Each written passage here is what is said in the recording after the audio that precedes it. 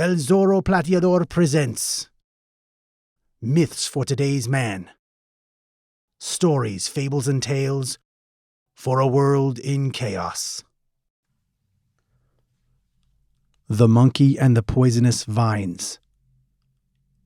A myth explaining the loss of frame, the loss of alpha.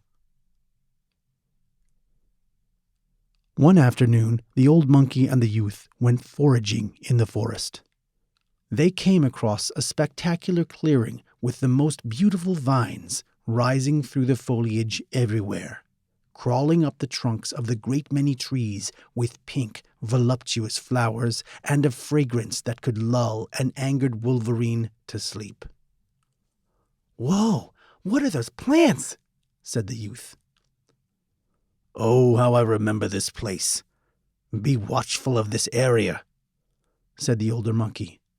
"They are a breed of vines, very dangerous. You see, these vines eat meat, and they will eat you." He picked up a stick and lifted one of the vines. "They almost got me once. Can you see this?" He pointed to a smear of twisted scars across his belly. "I wondered how that happened. It was these?" "Yes, I was young, like you, but even dumber. Listen, please. If you get tangled up in these vines, they can kill you. But they do it slowly so you don't notice. It's a miserable, nightmarish death." The young monkey sniffed a flower.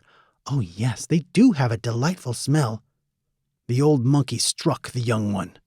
"I said stay away." The youth recoiled. "Do you not hear me, youth? Do I not yet have your ear? Do not touch these vines. Do not go near them. Do not smell them. Do not let them entice you." He pointed down to the ground, to a mass of white sticks. "See all the bones down there?" The monkey looked in horror at the skeletons of dead monkeys scattered about the base of the vines. "Oh, how did they get so many? What makes them so tempting?" "Oh, they are quite sneaky." Old Monkey shook his head. "These vines, they whisper things to you. They tell you, 'Stop your foraging.' They say, 'You can work later.' They say, 'Oh, come lie with us. Take a nap here.' Perhaps later, when you are older, you might become immune to these whispers. But once they get you, it means almost certain death." "How did you escape?" "Like all the creatures of the forest, these vines bow to Father Time and his great oneness."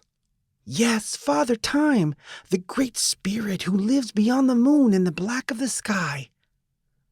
"I was trapped here once, but I prayed to him, to Father Time." "He came to your aid?" "Yes, he commanded that the vines let me go so that I could continue on my mission." The youth looked down, felt a momentary flash of fear, and then puffed himself up.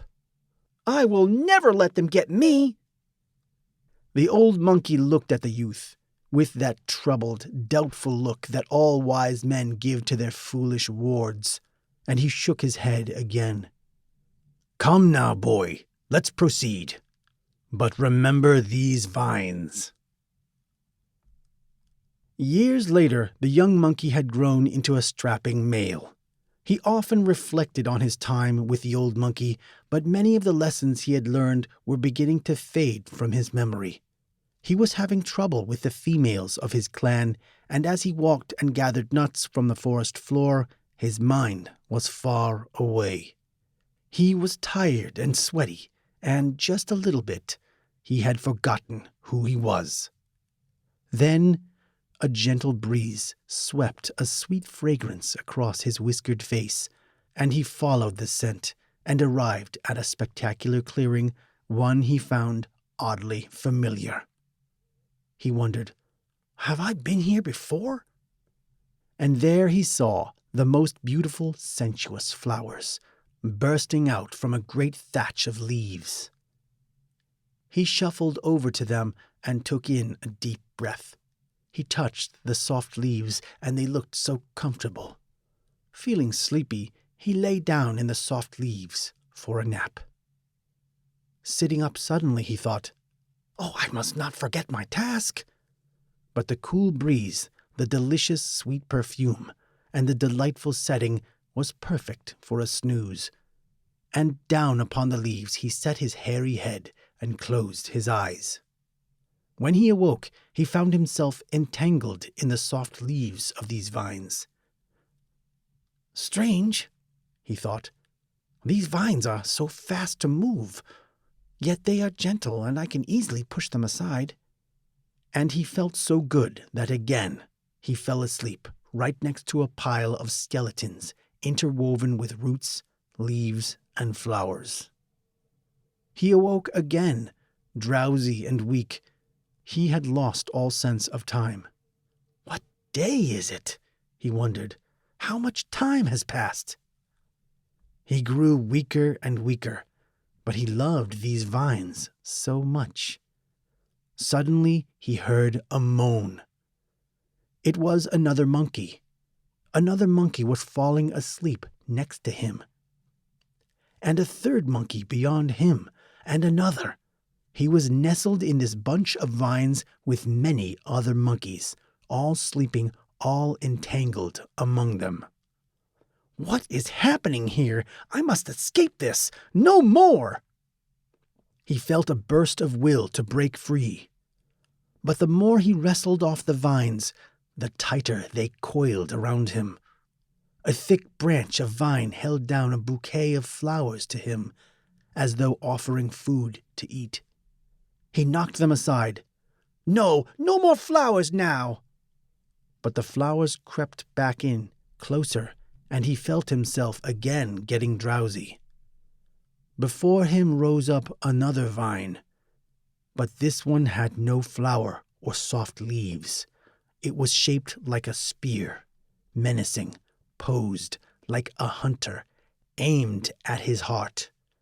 It was sinister. Then he remembered what his mentor, the old monkey, had done. "Father Time! I must continue my mission!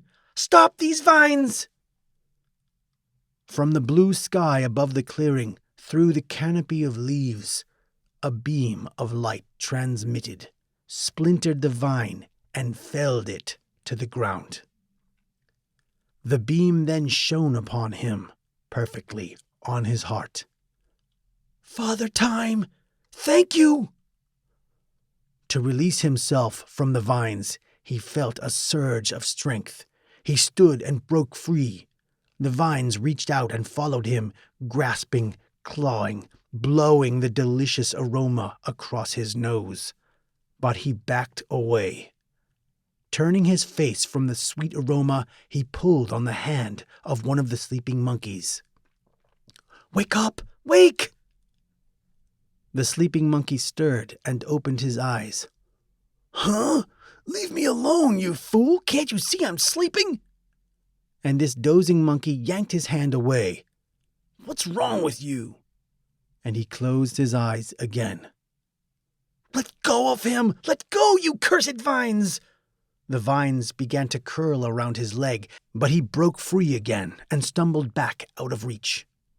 "You've got to escape! Father Time, can you help these men too? Help them!"